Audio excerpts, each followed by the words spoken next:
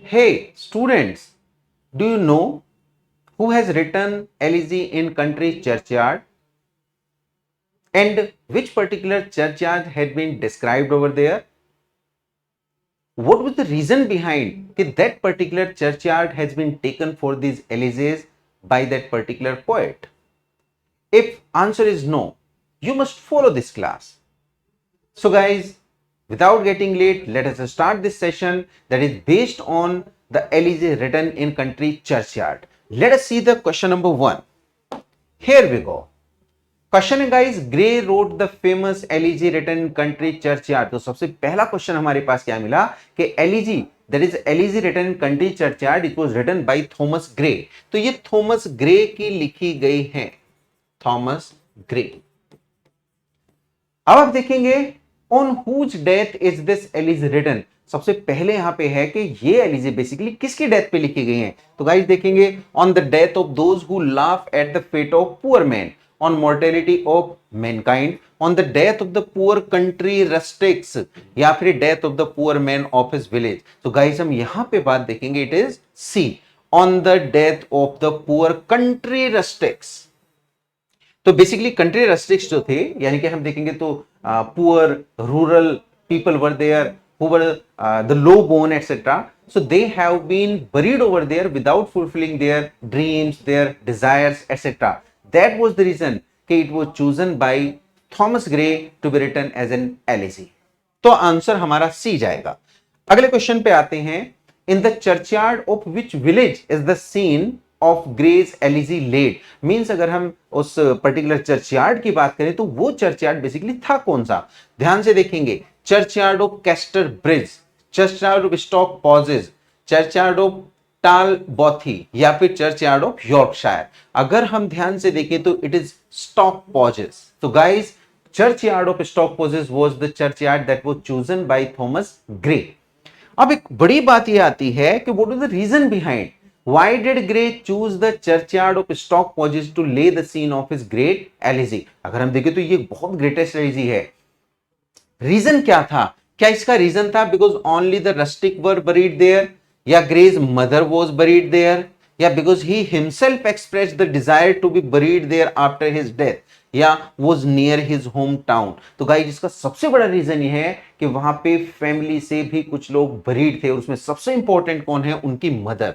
तो Gray's mother was buried there, that was the reason behind, that's why he had taken it and chose it. अगले question की बात करेंगे, where was Gray himself buried on his death. Death के बाद में अगर हम थॉमस ग्रे की बात करें तो वो कहां पे बरी किए गए थे। आंसर हम देखेंगे, in a churchyard near Casterbridge, churchyard of the vicinity of London, या churchyard of the Stoke Poges, या फिर चर्चयार्ड नियर बकिंघमशायर। तो आंसर बनेगा हमारा C, same churchyard, churchyard of Stoke Poges, he himself had been buried after his death. अगले question की बात करते हैं, Gray's elegy written in a country churchyard begins with the line, the curfew tolls the knell of parting day। तो question यहां पे बना है, what is the meaning of curfew। Curfew का बेसिकली यहां पे मीनिंग हमारा क्या है। तो गाइस ध्यान से देखेंगे, लाइन से स्टार्ट होती है, the curfew tolls the knell of the parting day. यानी अगर हम बात करें elegy country written country churchyard, ये ओपनिंग लाइंस हैं। क्वेश्चन यहां पे पूछो, कर्फ्यू किस बात को बताता है, क्या ये डस्क टाइम है, टाइम ऑफ सनसेट है, evening prayer in the church है, या फिर ringing of the bells in the evening in the church. तो ऑब्वियसली गाइस ये आंसर डी बनेगा, यानी कि यहां पे जो रिंगिंग होती है बेल्स की in the evening in the church, that has been taken as a curfew. Right guys, तो आंसर हमारा डी यहां पे बनेगा। नेक्स्ट क्वेश्चन की बात करते हैं, in which meter and stanza form is Gray's elegy written. किस पर्टिकुलर स्टेंजा में लिखी गई है, has it been written iambic pentameter quatrains, या फिर in pairs of heroic couplets, terza rima, या फिर स्पेंसेरियन स्टेंजा। अगर हम बात करें स्टेंजिक फॉर्म की तो guys it has been written in quatrains, basically quatrains. तो कौन सी है, iambic pentameter quatrains have been there, यानी 4-4 लाइन के स्टेंजिक में लिखा है जो आयम्बिक पेंटामीटर में है। अगले क्वेश्चन की बात करेंगे, whose death does Matthew Arnold mourn in Rugby Chapel, very important work and as an elegy. तो गाइस हम देखेंगे death of his father friend Arthur Hugh Clough, या फिर फेलो पोएट रॉबर्ट ब्राउनिंग, या फिर ग्रेट पोएट कीट्स? तो guys इसमें answer जाएगा his father who was the headmaster at the Rugby school there.